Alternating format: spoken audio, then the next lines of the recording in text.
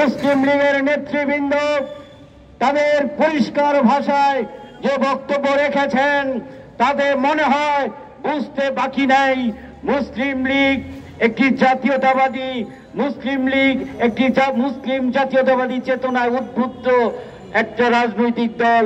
যেই রাজনৈতিক দল এদেশের মাটিতে হিন্দু মুসলিম বৌদ্ধ খ্রিস্টান সমগ্র জাতির পাহাড়ে এবং সমতলে যারা বসবাস করে সম্প্রীতির বাংলাদেশ দেখতে চায়। বন্ধুরা আমার, আজকে দীর্ঘদিনে আওয়ামী 16 বছরের দুঃশাসনের সময়ে রাষ্ট্রের বিভিন্ন সেক্টরে যারা তাদের আজ্ঞাবহ হয়ে কাজ করেছিলেন, দুঃখ হয় এখনো আমরা শুনছি, এখনো আমরা জানতে পারছি তারা এখনো বহাল তবিয়তে বসে আছেন। তাহলে এত রক্ত, এত আত্মাহুতি, এত পঙ্গুত্ব বরণ কি জন্য হয়েছে?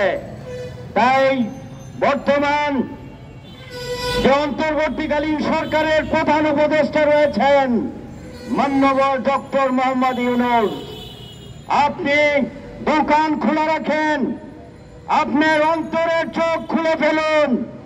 আপনি বুঝতে পারছেন না কি হচ্ছে কি হচ্ছে না।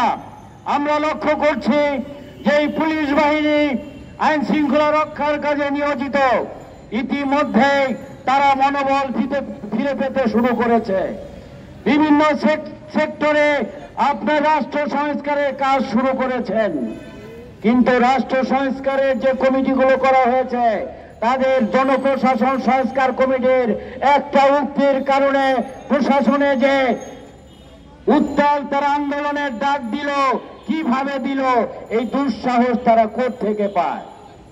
যারা প্রশাসনে কর্মরত রয়েছেন, আইন বিভাগ, শাসন বিভাগ, বিচার বিভাগ, তাদের উদ্দেশ্যে বলতে চাই, ভাই ও বোনেরা, আপনারা এদেশের নাগরিক, এদেশের নাগরিক।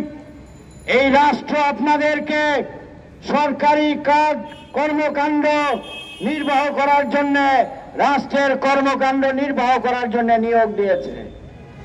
আপনারা দেশকে ভালোবাসতে শিখুন, দেশের মানুষকে ভালোবাসতে শিখুন। মুসলিম লীগ দৃঢ়ভাবে বিশ্বাস করে, আমরা দৃঢ়ভাবে বিশ্বাস করি, অধিকাংশ কর্মকর্তা কর্মচারী সৎ জীবনযাপন করেন। তাই যদি হয় গুটি কতক দুর্নীতিপরায়ণ, ঘুষখোর, চাটুকার, এর কারণে গোটা প্রশাসন স্থবির হয়ে পড়বে, এটা দেশের মানুষ কামনা করে না, মুসলিম লীগ কামনা করে না। আপনি অন্তর্বর্তীকালীন সরকার ইতিমধ্যে অনেকের সাথে সংলাপ করেছেন, খান আসাদ বলে গিয়েছেন, যথার্থই বলেছেন। মুসলিম লীগ আপনাদের চোখে পড়ে নাই। কেন পড়ে নাই জানেন? কারণ বাংলাদেশ মুসলিম লীগ এবং বর্তমানে পাকিস্তানে মুসলিম লীগ ক্ষমতা অধিষ্ঠিত, ভারতের দুর্দণ্ড প্রতাপের সাথে মুসলিম লীগ রাজনীতি করে যাচ্ছে। এরা সুশৃঙ্খল নিয়মতান্ত্রিক রাজনীতিতে বিশ্বাস করে। যারা উচ্ছৃঙ্খল আচরণ করে, যারা হুমকি ধামকি দেয়, তাদেরকে তোড়জোড় করে ডেকে আপনি পর্যায়ক্রমিক ভাবে 1 দফা, 2 দফা, 3 দফা সংলাপ করেছেন। মুসলিম লীগের কথা আপনি ভুলে বসে আছেন।